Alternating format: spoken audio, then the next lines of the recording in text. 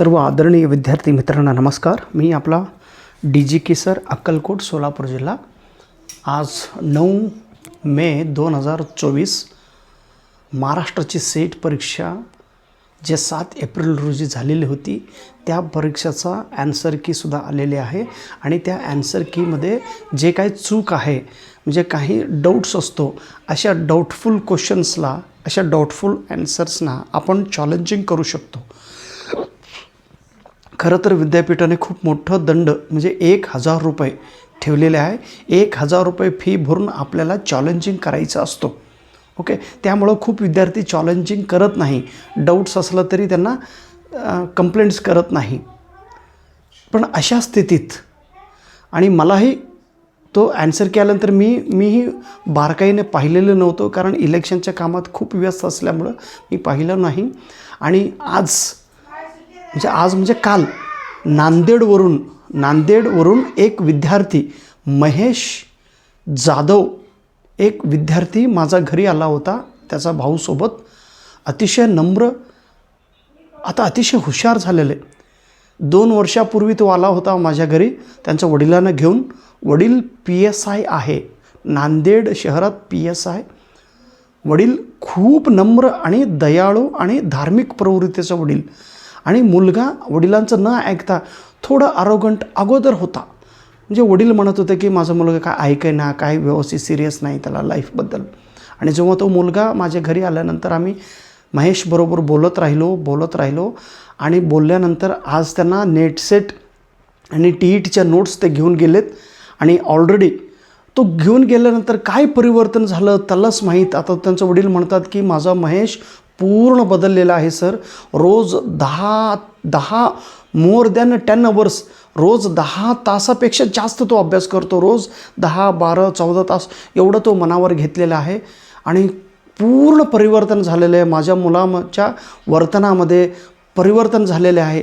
आणि अवघ्या ह्या 2 वर्षात तो परिवर्तन होऊन फक्त अभ्यास करून तो आज CTET परीक्षा उत्तीर्ण झालेले आहेत. आणि तो वडील म्हणतात की माझा मुलगा CTET झालेला, आता नेट आणि महाराष्ट्राची सेट त्यांना परीक्षा पास व्हायचं. म्हणून तो सेट ही खूप चांगलं मार्क आता तो घेतलेले आहेत. भरपूर मार्क त्यांना मिळाले. तरीसुद्धा तो मुलगा मी त्या मुलांचं मी कथा सांगत आहे.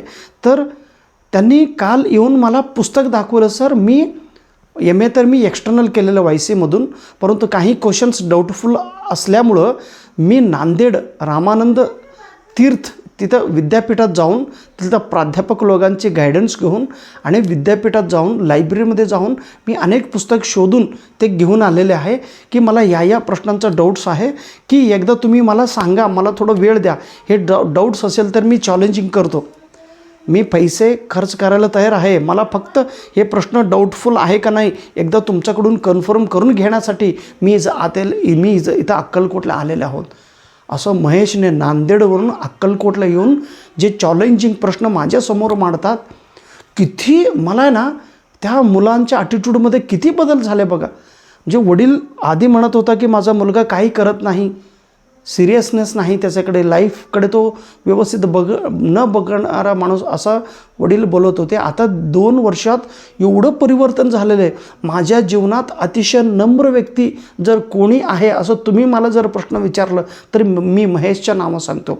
तेवढं तो नम्र झालेलं आहे, तेवढं तो दयाळू झालेला आहे, तेवढं तो चांगला आहे. सर, त्या मुलांचं वर्णन का करता तुम्ही? तर त्या मुलाने येऊन काल पुस्तक दाखवल्यामुळं मला कॉन्फिडन्स आला. आणि त्यांनी म्हणालं सर मी चॅलेंजिंग करतो, कारण अनेक विद्यार्थीकडे पैसे नसतात, ते चॅलेंजिंग करू शकत नाही, म्हणून मी करतो.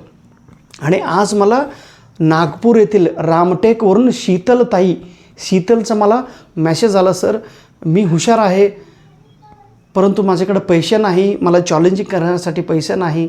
सर, हे प्रश्न सगळं डाऊटफुल आहे, कृपया काहीतरी करा, आज शेवटचा दिवस आहे. असं बोलल्यानंतर मी म्हटलो महेश जाधव सर आहेत, त्यांनी सगळं चॅलेंजिंग करणार आहे, त्यामुळे तुम्ही काय काळजी करायची गरज नाही ताई. फक्त तुमच्यासमोर येण्याचा माझा उद्देश की हे कसं डाऊटफुल आहे हे आपण बघूया. तर इंग्रजी विषयात लिटरेचरमध्ये 5 प्रश्न चॅलेंजिंग आहे. त्याच्यामधला जो पहिला प्रश्न आहे T.S. Eliot first play, T.S. एलियटचा फर्स्ट प्ले कोणता आहे असा प्रश्न आहे.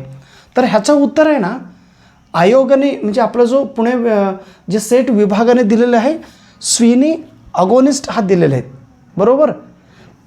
तर खरं तर हे पहिला प्ले आहे.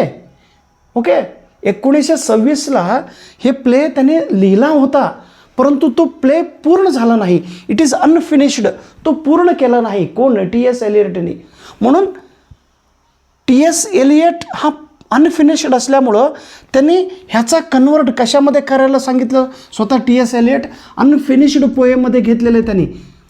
T.S. एलियट स्वतः म्हणतात की Sweeney agonist is not my first play, you should not tell it. हे माझं फर्स्ट प्ले नाही, मी लिहिलो परंतु पूर्ण केला नाही. मग बाकीच्या पुस्तकमध्ये त्यांचा जो रेकॉर्ड आहे त्या रेकॉर्डमध्ये असा आहे की मर्डर इन द कॅथेड्रॉल हे 1935ला पब्लिशड झालेले ही प्ले आहे. म्हणून ह्या प्लेला आपण फर्स्ट प्ले, T.S. एलियटचा पहिला प्ले आहे मर्डर इन द कॅथेड्रॉल. हे उत्तर बरोबर आहे. पण पुणे विद्यापीठाचा जो सेट विभाग आहे त्यांनी स्विनी अगोनिस्ट दिलेलं आहे. तर माझा असा विनंती आहे सेट विभागाला की तुम्ही हेही धरा आणि हेही धरा, आम्हाला मार्क द्या. कारण एक एक प्रश्न खूप महत्त्वाचा आहे. एक एक प्रश्नामुळं आपलं लाईफ टर्न होतो. त्यामुळे हेही खरं तर उत्तर हे बरोबर आहे. विभागाने हे दिलेलं आहे, तर तुम्ही हे धरलं तर हेही धरा. Both answers are correct. आता हे रेफरन्स कोणत्या पुस्तकमधून? जे काल महेशने मला नांदेडवरून आणलेले पुस्तक हे दाखवलं सर, हे पुस्तक आहे अ कंपॅनियन टू T.S. एलियट. हे पुस्तक आहे. हे एडिट कोणी केलेत? डेव्हिड ई चिनिटिस ह्यांनी ह्याचं एडिट केलेले पुस्तक आहे. हे पुस्तक कोणी पब्लिश केलेत? Wiley Blackwell, John Wiley and sons limited publication, Cambridge विद्यापीठ, तिथं लंडनमध्ये पब्लिश झालेलं हे पुस्तक आहे. त्या पुस्तकात दिलेलं, त्या पुस्तकाच्या 15वा चॅप्टरमध्ये the name of 15 chapter Sweeney Agonistes a sensational snare Christine Bertram काय म्हणतात बघा. पॅराग्राफ त्याच्यामध्ये दुसऱ्या पॅराग्राफमध्ये सेकंड लाईन हा आहे, Sweeney Agonistes that Eliot would never, T.S. Eliot would never refer to it as his first play and would rarely refer to it at all. In 1962, T.S. Eliot did not include Sweeney Agonist in collected plays. In 1936, he had collected Sweeney Agonist as unfinished poem. हे बघा, Swinney अगोनिस्टला मी first play असं मानत नाही. मी Swinney अगोनिस्टला unfinished पोएममध्ये घेतलेले आहे. Swinney अगोनिस्टला मी माझ्या collected प्लेच्या लिस्टमध्ये घेतलेलं नाही असं स्वतः T.S. एलियट म्हणतात. मग जर स्वतः T.S. एलियट म्हणत असेल तर पुणे विभागा जे सेट विभाग आहे तुम्ही पण त्यांचं वाक्य ऐकून घेऊन आम्हाला मार्क दिला पाहिजे, हे तुम्हाला नम्र विनंती आहे.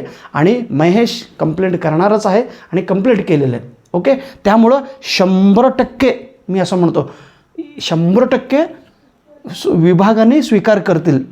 Murder in the cathedral is also correct, Sweeney agonist is also correct. Okay, 2 mark fix.